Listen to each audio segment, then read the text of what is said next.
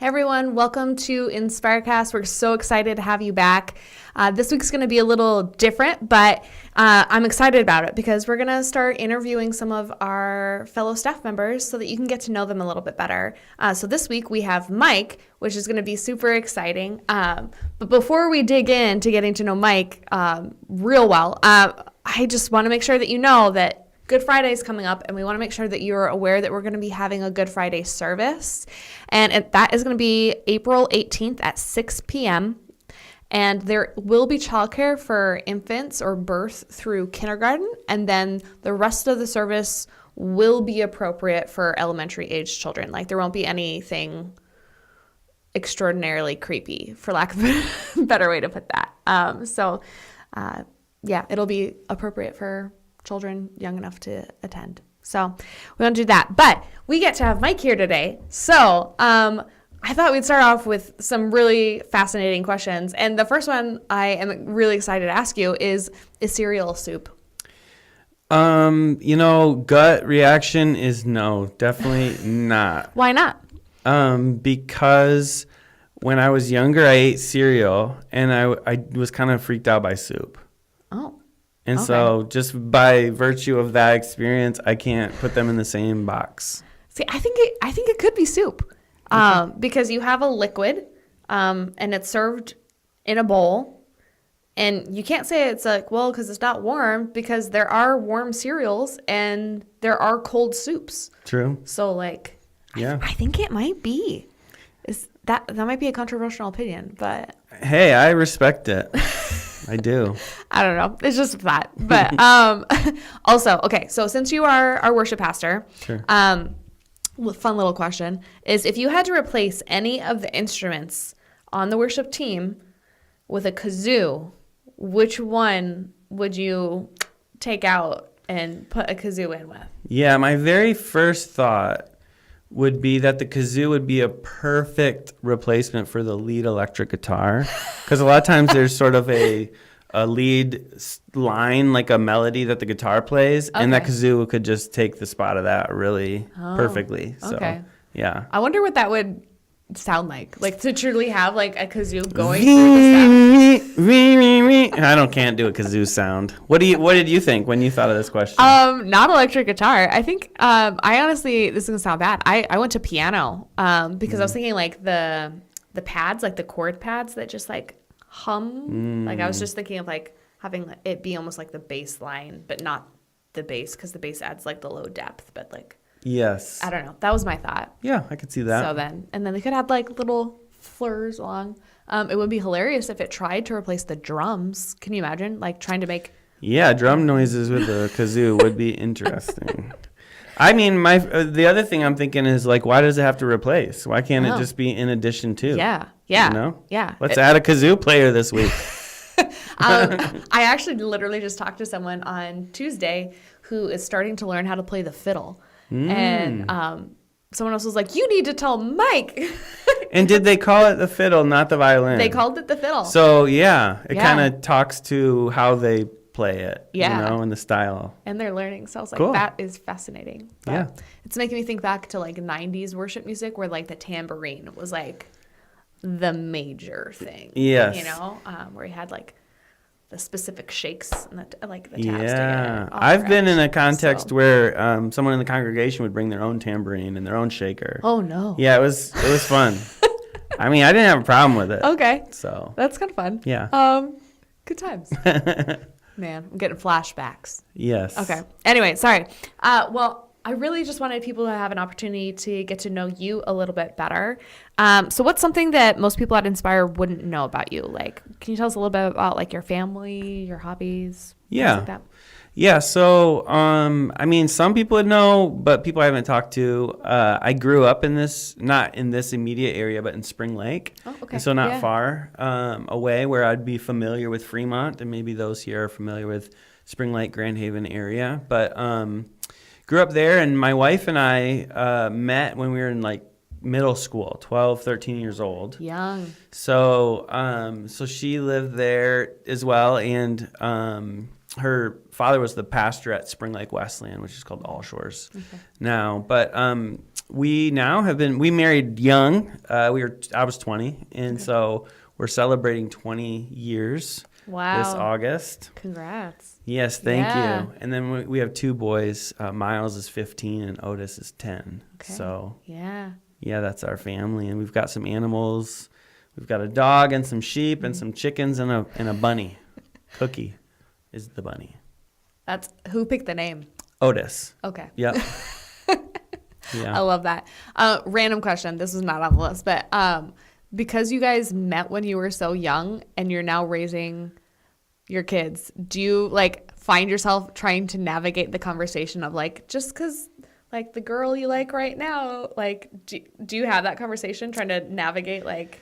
Yeah, it's definitely given us probably a somewhat unique perspective in that how Yeah. serious it can be, in the younger years where maybe you would assume that it's not very serious or, it may Yeah. not ever go somewhere, but it actually did for us. Yeah. And so it is interesting to think of every parent, I think, has that to some degree when they go, I remember when I was 15, Yeah. and I'm seeing that unfold in your child's life. So Yeah. it's definitely, it's exciting, adventurous, and a little scary. Yeah. So. Yeah. Because that's unique because most young love situations do not work out. So Exactly. it's kind of fun to see Yeah. the opposite end of that. Okay. Complete left turn.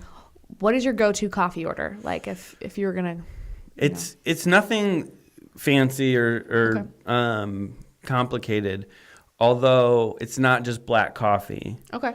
But if I was to order a coffee, I often would get like a latte, maybe with caramel, like a Oh. caramel latte. Okay.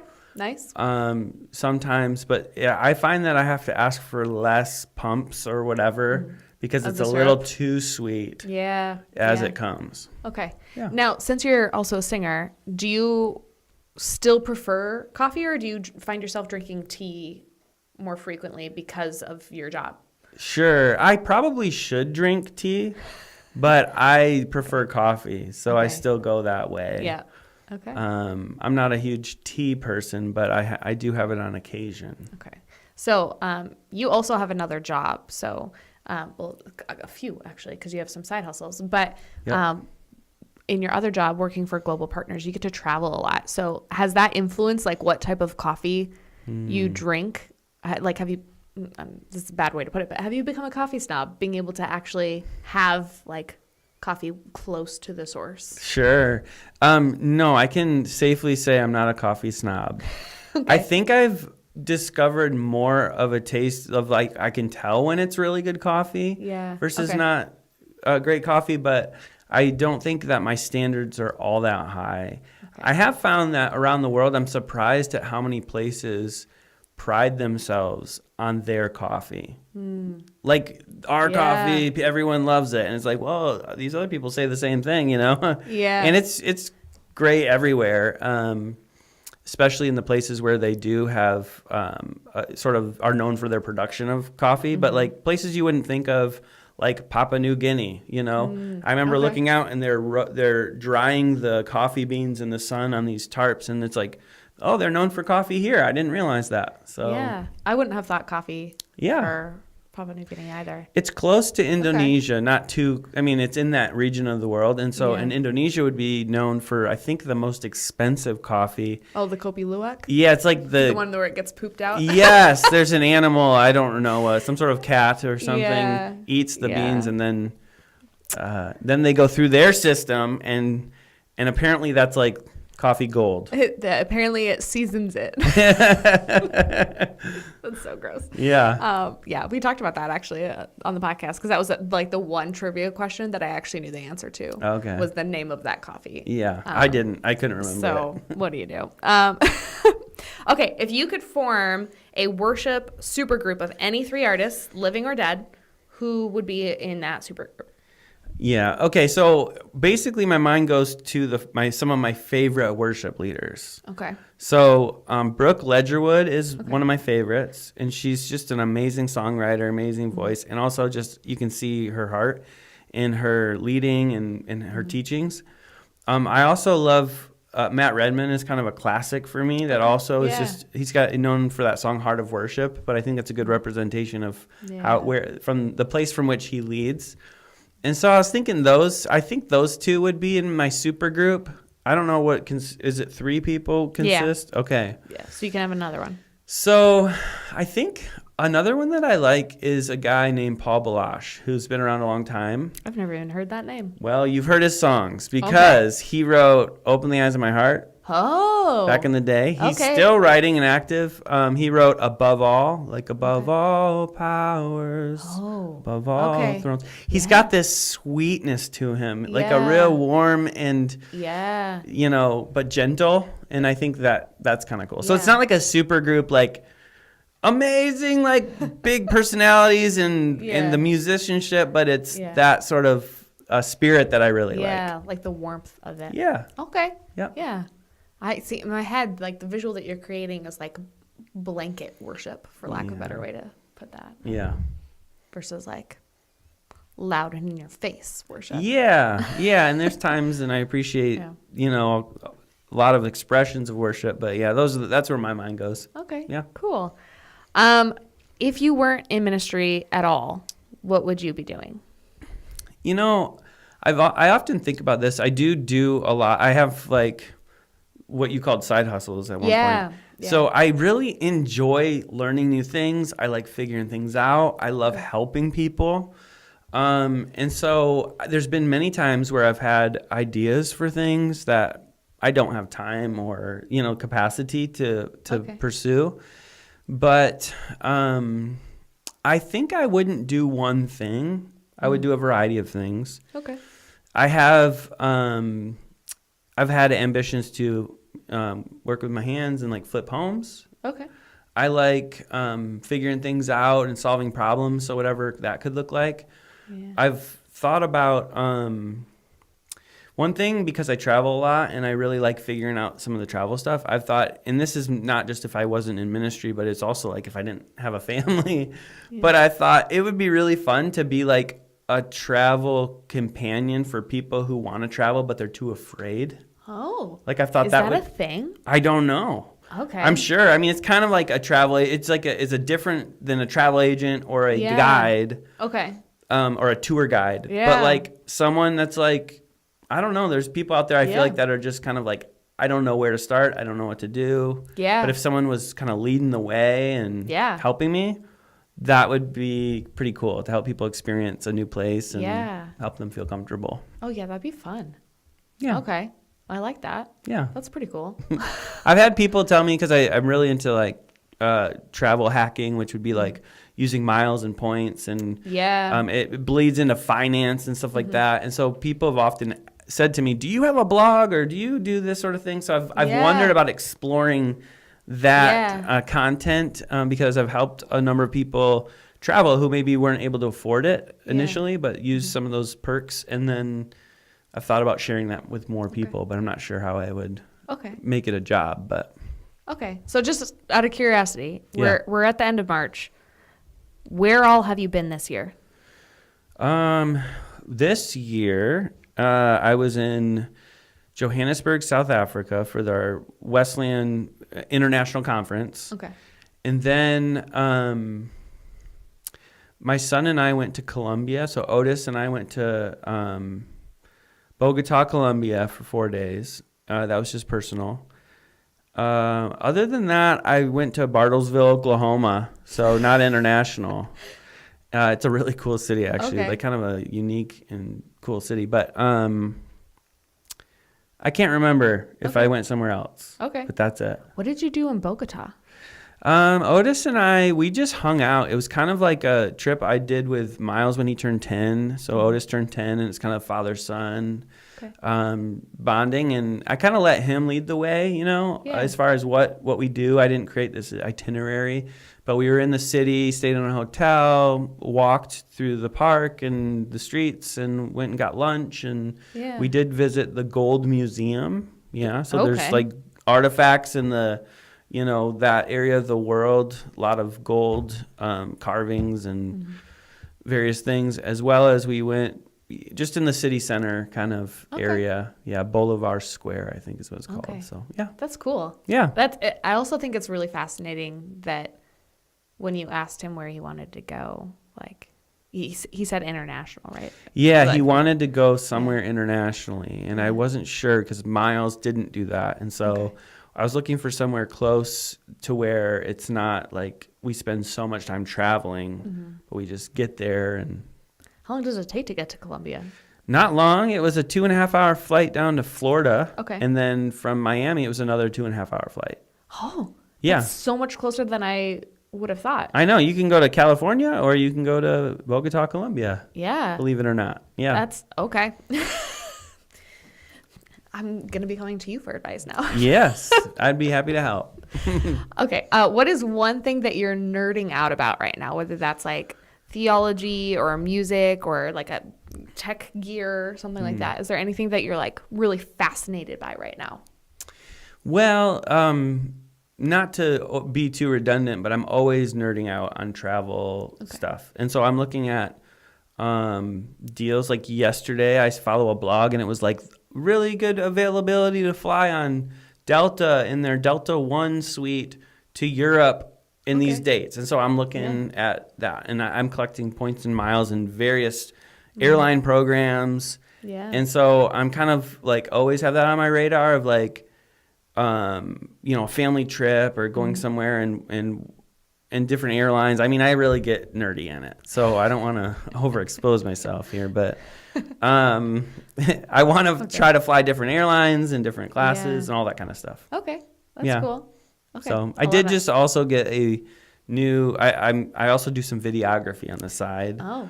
And okay. so I didn't know that. So that's Yeah. another one of your So I got a side used hustles. camera just the other Okay. day that I'm excited Yeah. to get, and the cool thing about that is our son Miles is really into that right now as well. Oh, So good. it's something that we get to Yeah. bond together, and he's made a few little short films. It's really fun to see him Oh, I love that. be creative. Yeah. Okay. Just out of curiosity, because you just listed another one I didn't know. What are all of the things you do besides working for Inspire Church and Global Partners? Which I want to get into in a little bit, Sure. more of what you do there. But what else do you do? Yeah. So I'm trying to think of what's quantifiable here, but one is I have a camper rental business, and we rent out Yeah. a certain brand of teardrop campers. And that started in 2018 when I found a good deal on one that I'd looked at this make of campers, and it was a good enough price, and they hold enough value that I thought we'll invest in getting it. We'll see if we use it, and we'll also see if we can maybe rent it out and see what that Yeah. experience is like. And so we did that, and it was so beneficial to rent it out that I just Yeah. I kept doing that. Okay. And then found as time went by, I got into these Facebook groups with other owners of the same kind, and then I would see ones for sale. And then when I'd see a good enough deal, I actually went into kind of business with my dad on this. He kind of financially invested in it Yeah. to help me buy my second camper, and then Okay. and now we have Yeah. 6. And so in the summertime, it's really cool because I get to be a part of sending a family or a couple or an individual off on Yeah. a trip, and I want them to have the best time they can have. Yeah. And so I always focus on customer service and just try to equip them to have a good time. And so that's been something I do in the summer months, sometimes in the Yeah. winter here and there.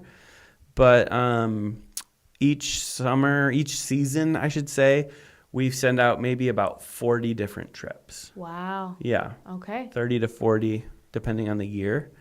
And sometimes I even get ministry opportunities in that. I've Yeah. prayed with people as they Yeah. share a little bit about their life in that just exchange as I hand off the camper or they drop it off. Another one would be just we have a house in Grand Haven that we originally lived in, and when we moved, instead of just selling it and moving, which is pretty typical when people move, Yeah. I was really interested in like investment properties, and so it was just in a market where when I looked into the rental property market in Grand Haven, there's few out there, and so there's a high demand. Oh, okay. And so I went to a property management company and I said, hey, what's the market for this? And it just worked out that we were able to keep it. We also loved that home. So, sometimes you live somewhere and you're like, I hate to give up this home. This is so many memories. Our son Otis was born when we were living there, and it's a great community near where we grew up. And so that's another side thing. Okay. I would say. Yeah. My wife Johnny had a wooden toy business. That was one she owned it, but I was helpful in it when she needed help. But she's since stopped doing that. Okay. So Yeah. yeah. Okay. That's a lot. Yeah. And I have one job. you had one job. Just joking. Mike has 5. No, I actually enjoy figuring things out, learning new things. And so I have gotten to the point where I've had to, step back from certain things or limit stuff because of time. But I don't know, the season we've been in, I feel like I've had just more capacity to kind of juggle some of those things. Yeah. And ebb and flow. If I need to scale back something like the campers, I can just limit the calendar, Yeah. And then the house in Grand Haven, like we have a property management company and they take a portion of that. It's like I could try to manage that myself, but I just don't have the time to be on call if something happens. So Okay. Yeah. Yeah. If you were going to give advice to someone who was going to start like a side gig like that, what would your advice to them be? That's a good question. I don't know if I have any sort of patent advice that would kind of be across the board, but I guess I would say find something. Do the thing you want to do because you enjoy it, not because you are of what you're hoping to necessarily get out of it or thinking it would be easy. Yeah. Because there's always challenges, and I think if you enjoy it and you embrace those challenges to learn and become better, then it can be an enhancing experience in your life. Okay. Yeah. Yeah. Well, that's good because I think a lot of people are like trying to start new things purely just to like make more money, which is not necessarily a bad thing, especially in this economy. But like, Yeah. finding a way to choose a side hustle that like you actually enjoy. Yeah. I used to do guitar lessons, for example. Oh, okay. And I loved that. It was really cool to spend time one-on-one with somebody and help them develop a skill that they could use for the Lord, and then also something they could enjoy for the rest of their life. Yeah. But I've had to limit myself in that because of time, and maybe someday there was a time where I had like 25 students every week, and there's times I've done a couple here and there. I'm not doing any right now because of everything, but yeah. Okay, cool. If we were to look at your Spotify playlist right now, what would we find that would be maybe surprising? Yeah, so I listen to a lot of interesting music that I find is not in the mainstream. Okay. So I tend to, I've never really been someone to listen to the radio, and I really like indie rock and folk and bands like that. So there's a couple bands I've been listening to a lot lately. One's called Snail Mail. Okay. And that's like a kind of a rock, just like an indie rock band. There's another band called, what's their name? I can't remember, but there's another one called Bad Books. I've always really liked a band called Pedro the Lion. But they're often bands I would say, and a lot of people would say, I've never heard of them before. Yeah. But I find that there's connections between bands and styles and music. And so I like traveling and discovering and exploring new places. I love exploring new music. Yeah. And not just again, the stuff, and there's great popular stuff on the radio and all that, but I almost enjoy more partly because I'm finding something new. Yeah. And so I like Spotify or Apple Music when you finish an album and then it starts giving you music that's similar to that. Yeah. I've found a lot of bands that way that I really like. Yeah. Another one that I'll say is very obscure. I've never heard anyone else know or listen to them, but I really like them. It's called the Better Oblivion Community Center. Yeah, it's an interesting That's a mouthful. name. Better Oblivion Community Center. And that's a band? It's a band. It's Okay. kind of a side project between the lead singer from Bright Eyes and Phoebe Bridgers, who's Okay. in Boy Genius and Yeah. does her own independent stuff. So, and I should put a little like note here. This isn't like Christian worship music Yeah. bands. You would see that on my Spotify. That you wouldn't be surprised, but as we are serving the church, I'm learning songs. Sadie just brought this song, "Good Plans," that we did at the worship night, and I listen to those to learn them and soak them in. And then I find that they've got other songs, so I love I don't remember the name of it. I Got a Light. Yes. Yeah. I've Got a Light, and I'm like that. I'd love to sing that here.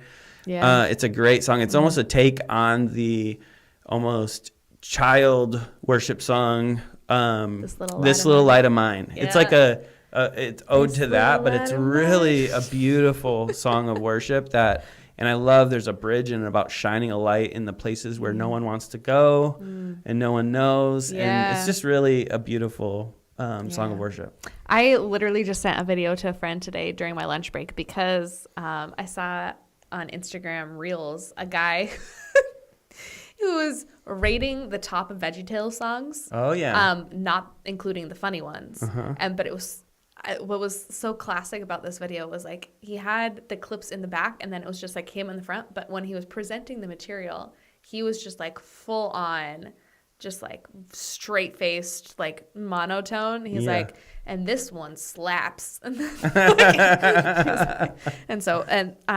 I grew up really loving Madame Blueberries. I'm So Blue. Okay. And that didn't make the top 5. It was number 6. Wow. And he said the only reason it was there is because someone that he loved requested that it be on the list. Okay. But then there were a couple on there that I'd forgotten about. But some of those VeggieTales songs hit hard. Yeah. Like some of them were pretty good. Like some of them were like almost full gospel. Some of them had like almost jazz in there. So it was kind of fun to go through that. But Yeah, that's yeah. cool. I don't know if I know the full library of VeggieTales songs. Yeah. I was a little bit older at the time. I remember like helping out in the nursery as maybe a middle schooler or high schooler, Yeah. and VeggieTales would be something we play. So I was around it, but not. Not in it. I wasn't the child in the scenario, but I really appreciated it, Yeah. and I could I'm probably a sing little a couple younger songs. than you, A so little bit, yeah. yeah, not much, but enough that VeggieTales was like my life Oh, for yeah. a long time. Yeah. Yeah. I thoroughly embarrassed my sister once singing the Cheeseburger song. Yeah. Traumatized her a little bit. It's like one of those memories where like as a sister, younger sister, you're like, Yeah. I know I should feel bad, but I'm also entertained by my childhood self that they did that to you. Yeah. I remember you know. too, this is just a side note on it, is I remember hearing a leadership talk by the person who created VeggieTales or was Yeah. somehow involved. And it was really good. I think there might be a book out there. Okay. You might check it out. But Yeah. very cool story kind of behind VeggieTales, but also some leadership principles learned along the Yeah. way. Okay. Yeah. Yeah. I'll have to look into that because I mean, who doesn't love VeggieTales? Yeah, I don't know. Anyway, sorry. Okay, so we've been hinting at the fact that you're bivocational. So can you tell us a little bit about what you do at Global Partners? Like, what's your job title and why do you travel so much? Yeah. So Global Partners, first of all, is a division of the Wesleyan Church headquarters in North America, which sounds weird.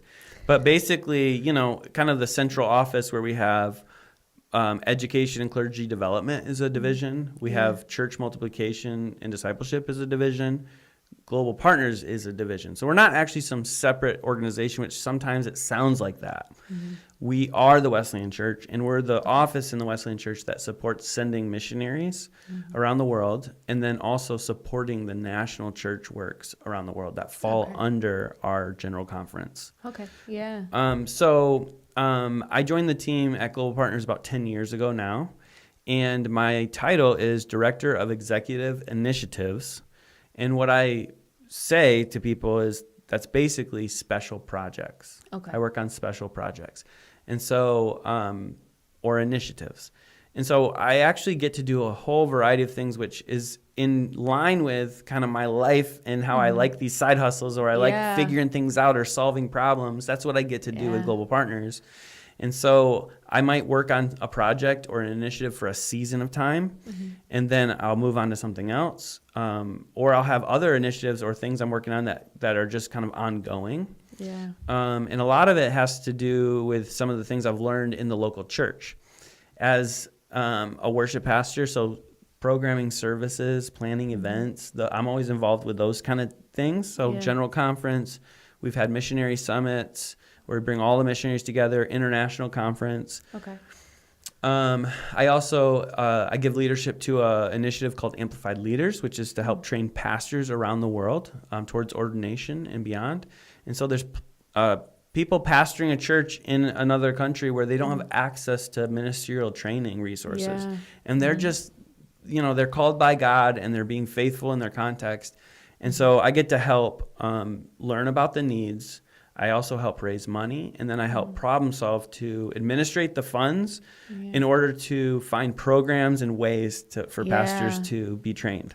Yeah, So, I love that. Yeah. Yeah. So I remember being in seminary, and so I went to Wesley Seminary, and that program is international. And so there were a couple of times where we had students who were like multiple countries in Africa. Yep. Taking seminary master's level courses in English and like just having conversations with some of them and just talking about how difficult it is for them to do the coursework, because they would have to read all of the things that we had to read in English, translate it to their native language to understand it better, and then write their responses in their native language and then translate it back to English to turn in all the work, and just like the level of dedication that it took for them to like try to go. So like I know Wesley Seminary got like a Spanish program started up, but there's still so many different countries out there that,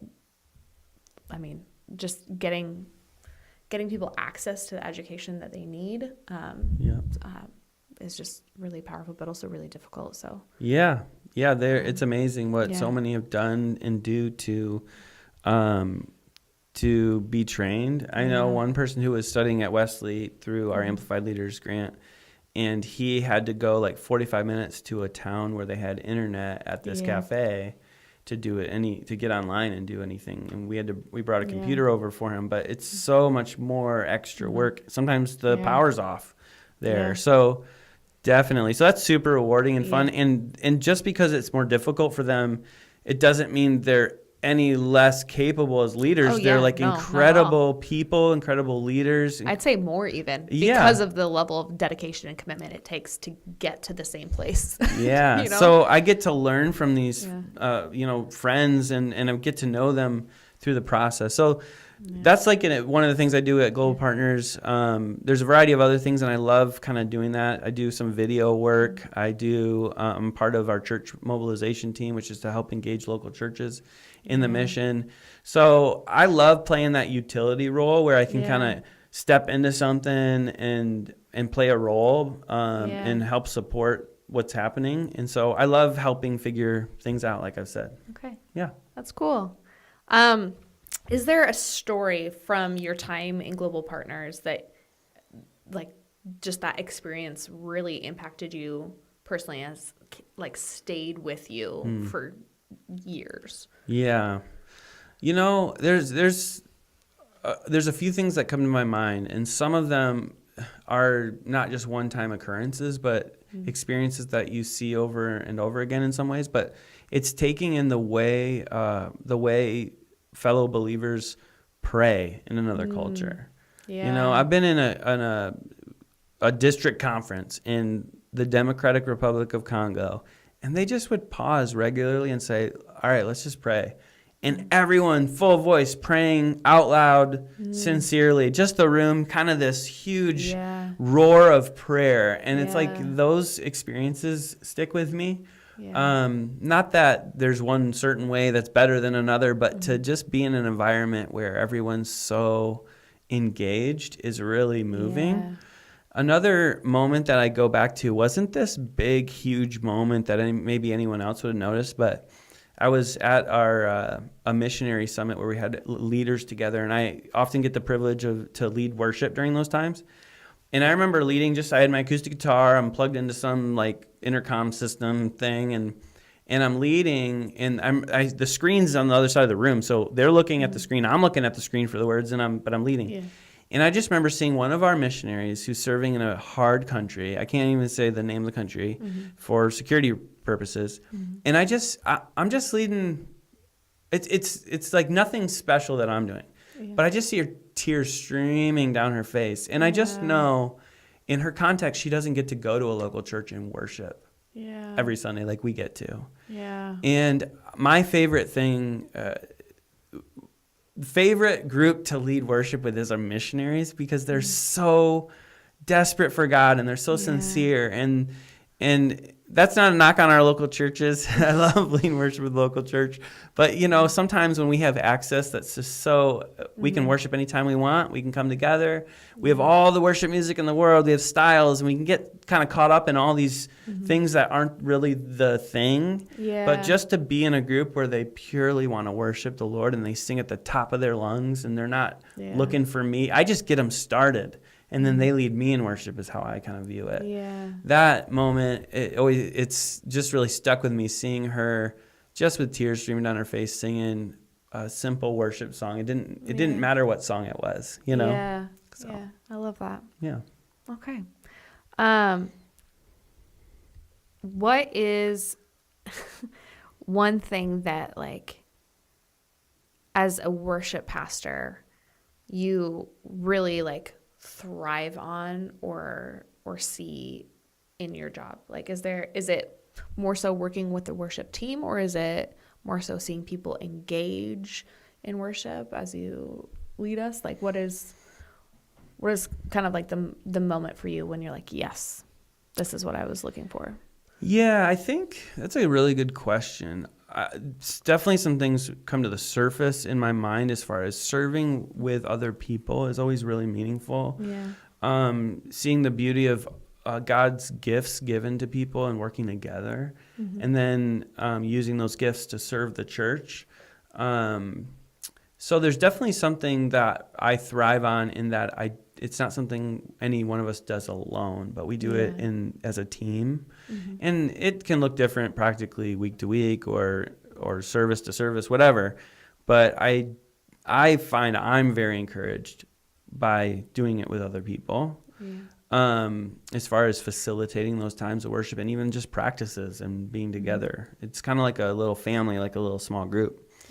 But the other thing I'll say is, too, there's certain people who in the congregation, again, they just worship and engage so deeply. I often find them, they're leading me, and it's just cool to it's interesting because in the world, music and someone on a stage is the focus, and there's something about that that's skewed to what God created music as a tool to worship Him.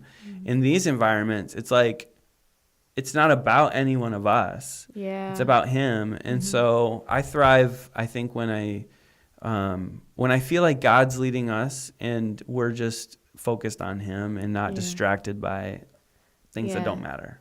Yeah, I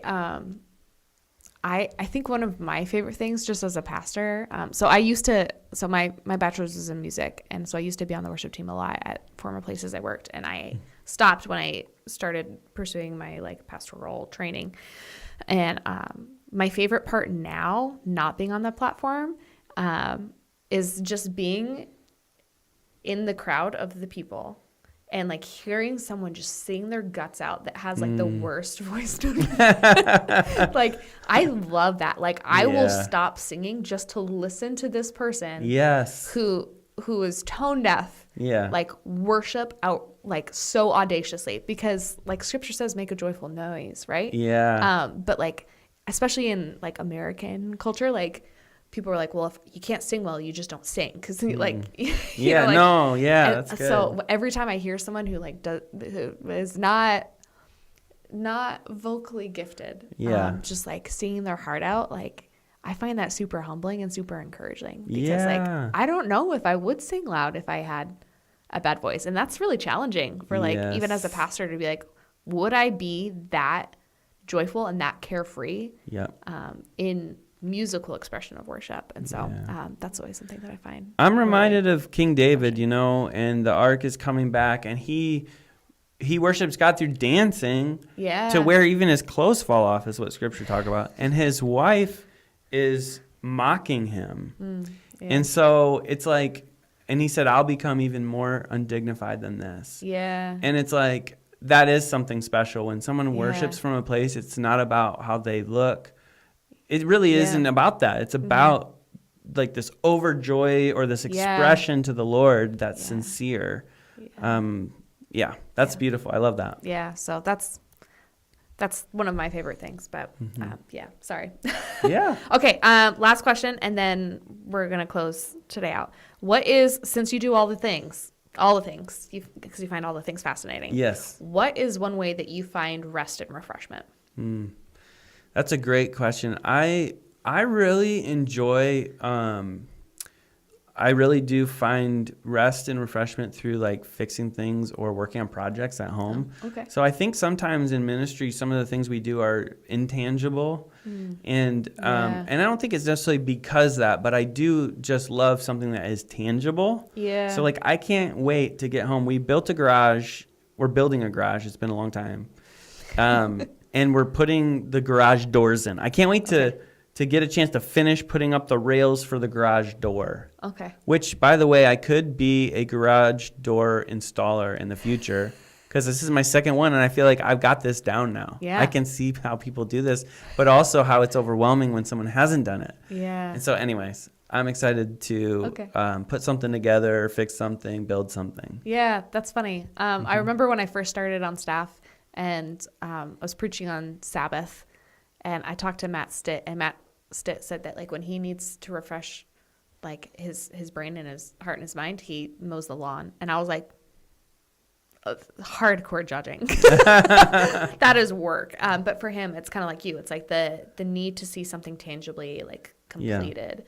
And it was just soothing, calming, you know. So that's kind of cool. You're like that too. Yes. I wish I could be like that. But yeah. Well, thank you so much for coming on for today's podcast. Yep. I think this will help people get to know you a little bit more and understand you, so that as you're leading us into worship, they just know you better, and hopefully that helps bring us as a church family a little bit closer together.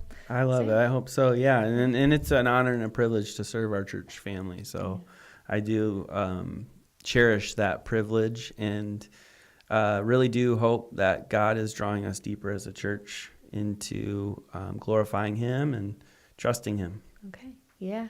Well, thank you. So that's going to be it for today, folks. But like and subscribe the video, and stay tuned because we'll have another one in 2 weeks. Bye.